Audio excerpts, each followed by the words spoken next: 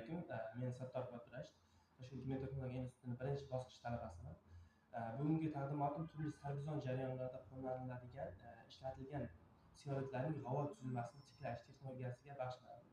Ma'lumki, sioletlar gazlarni ajratish, ion almashtirish va adsorpsiya jarayonlarida keng qo'llaniladi.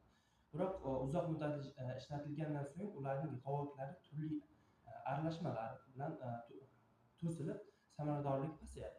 Shu sababli sioletlarning qayta tiklanish energiya tejamkorligi va ekologik xavfsizlik texnologiyalari uchun muhim hisoblanadi. Meni metodimga keladigan bo'lsak, ushbu loyihada men 8-mavzuda ko'rib chiqib regeneratsiya, aktivatsiya va tozalash usullaridan foydalandim. Avvalo ishlatilgan sioletlar mexanik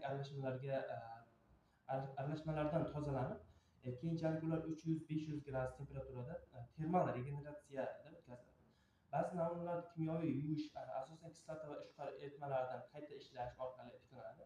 Har bir bosqichda so'ng g'ovoklarning tiklanish darajasi BAT analiz yordamida aniqlanadi, ya'ni BAT analiz yordamida.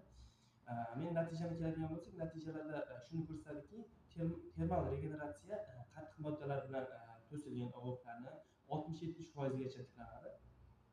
Kimyoviy yuvish esa ayniqsa kationlar bilan ifloslanish sioletlarga yuqori samaradorlik ko'rsatib, g'ovoklarni 85% gacha qayta oshirishni ta'minlaydi.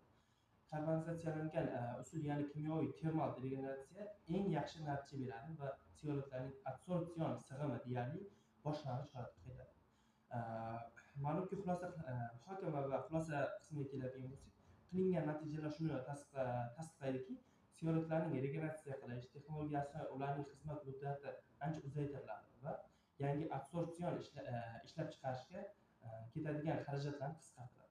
Bundan tashqari, tiklangan sioletlar turli sarguzasht jarayonlarda, jumladan gazlarni tozalash, suvni yengil metallar ionlardan ajratish va sanoat chiqindilarini qayta ishlash samaralarini qo'llash mumkin.